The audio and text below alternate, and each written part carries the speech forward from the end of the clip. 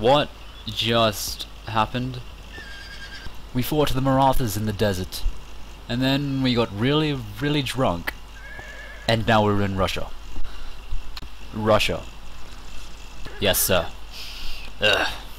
I have a terrible memory. It involved camels and fifes. Ew. After winning the battle, we tried to get the camels to play the Grenadiers song. Oh, that's not so bad. But they were rubbish, so I shot them. Oh.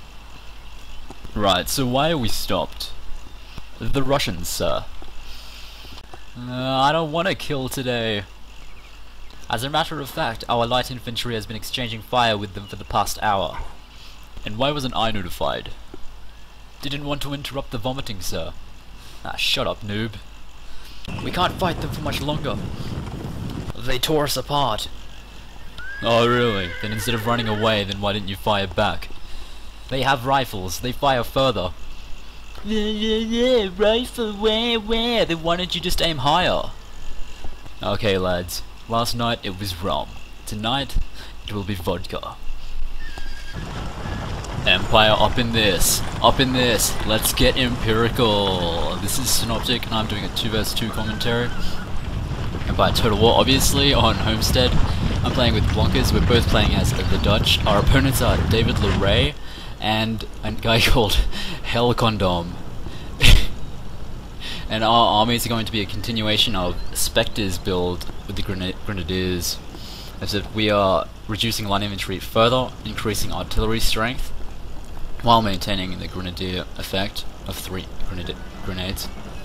And LaRaie is in command of the French, and the Condom from Hell is commanding the Americans. I cannot take this seriously. And this battle will involve placement of artillery.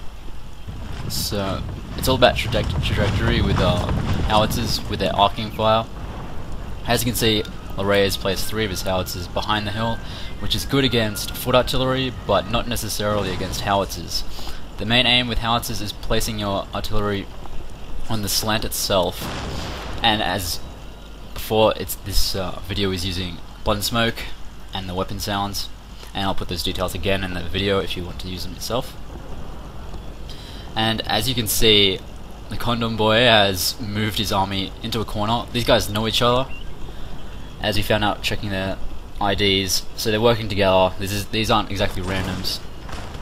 To my knowledge, DavidLaRaie was a part of the CSA clan. And you can see Blonkers' Light Dragoons hovering about, takes advantage of moving units as they reallocate to the corner. Now, corners aren't necessarily bad when artillery is enabled, because in general artillery is anti-camping weaponry. Now, I have less artillery than my opponent, but the placement of my artillery will give me the superiority. This is the left side of the field, where I'm going to take up close to the red line, just to make sure there's no flanking involved. So there's going to be an artillery fight. This is going to go on for a fair while. You can see just the cannons going at it. And in the right side, you can see LaRaie's artillery placed on the flat land, whereas the bulk of my army, which is within range, are on slants. So you're seeing here artillery just either fly above or way past. I believe this is Blonkers' artillery. Considering these guys don't run, it takes a very long time to come into contact. So I'm going to be under the fire of both armies' Howitzers. There's 5 of them in total. So it's a big factor in placing your units in the correct places. Otherwise, I would have been torn apart by the time Blonkers would have made contact. Now, my force on the flank on the red line is far less superior to LaRaie's army, and I have to keep retreating. And it's going to display another tactic to take on corners, where you just simply pull armies out, showing vulnerability, and they'll just follow you. And we're going to see how far LaRaie follows me. It's going to be quite far. So at this point, Blonkers' artillery has come into place. You can see the allocation of our men. Blonkers' army is in the green outline, mine is the blue outline. So he has 1 howitzer doing flanking fire on LaRaie's howitzers, and you can see 1 routing already, and they're quite depleted, although all my cannons are still in place. And considering that fire, America is going to fall back. which is quite a valid move, although we're going to see him get pretty saggy at some point towards the end. He's going to start running off when the play is quite futile. Now, considering this is a corner and our build, the grenade build requires a lot of land, so we're going to be quite locked in place. Both of our armies, me and Blonkers, are going to be interlinked in the middle, mainly with the militia here. Both of our armies link up with my Grenadiers and part of his line.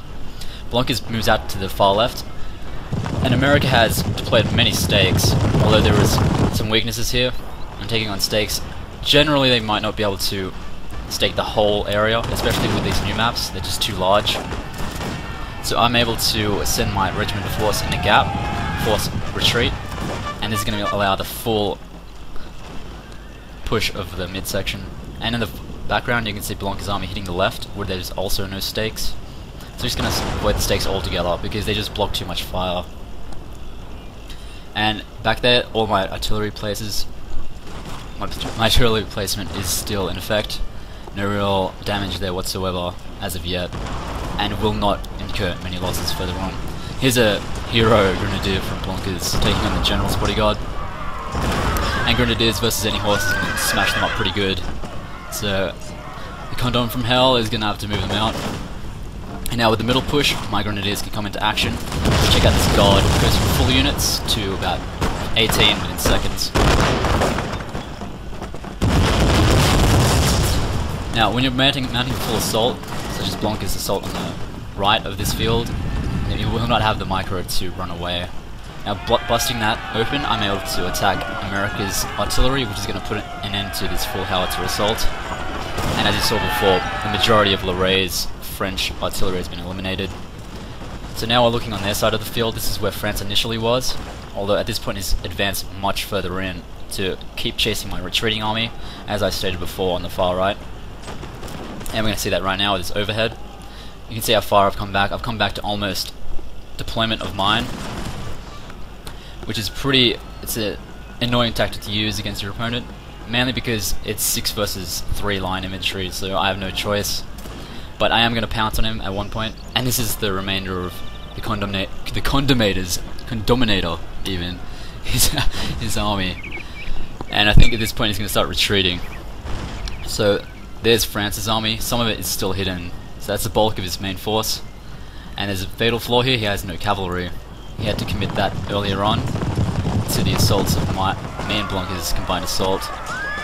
So I'm taking down America's army. It was an assault on one flank and a middle push, and practically sandwiched, resulting in a pincer envelopment. Now I'm going to pincer this army as well. A pincer was not possible back inside the bottleneck, but now that I have my opponent where I want him, in the open, I can start maneuvering and use maneuver to my advantage. So you saw me rush a Regiment of Horse at 1 infantry, and then I enveloped it with 2 Line Infantry units, blasted it to pieces, as well as with a Light Dragoon. And I started moving units immediately after I routed it to keep my opponent moving. Now I'm using Light Dragoon to charge a single unit again. So I'm targeting him one at a time and doing focus fire on specific units to whittle my opponent down and eventually deal the death blow. Now with the bulk force of my army, which is 1 Scot I think and 1 Line Infantry along with 2 Light Infantry, I'll just be retreating with those while I mob up here. And now that I have my opponent way down here, I can also launch Howitzer assaults on this army as well. And Howitzer quicklime against a flank is extremely effective, considering the rollback effect. It just keeps going forward, so if it's rolling forward down flank, it'll hit a lot more. Now here we can see the range of Howitzers. It's about the same as a Light Infantry, about 90, so it's the maximum range. The minimum range is still pretty small. It can fire and still be effective. More than I realized, this could be less than previous patches. I do not remember it firing that short, because I remember if you got close enough it would just become completely useless. And again, here's my Light Dragoon. Continuous disruption. Light Dragoons, you never want to keep them in a fight ever, just hit them and just run back out. And while you're doing that, you should be moving your infantry to take advantage of every outplaced unit you're up against. So there's the end result. That was a pincer with cavalry disruption. And he also sent 1 Line Infantry against my Howitzer back there, you saw that. And one of my guards from the main fight over here was sent back to hit that in the rear. And Mr. Condom has gone all saggy. He's a saggy Condom. Is Is that crude, or I think so. I'll stop that. Now, France, his last remaining unit is one that chased my light infantry and eventually it just died. So that's my battle over. And this is the end of America's army. So this is effective against generally camping players. Just forcing them to attack you, denying them their camping advantage, which is artillery, mostly due to the poor placement of their artillery. If you take good placement, numbers don't really matter, for they will not be able to hit you. So we saw grenade tactics and artillery tactics, as well as anti-stake and anti-corner tactics. Good game to Blonkers. Hope you enjoyed that. Thanks for watching.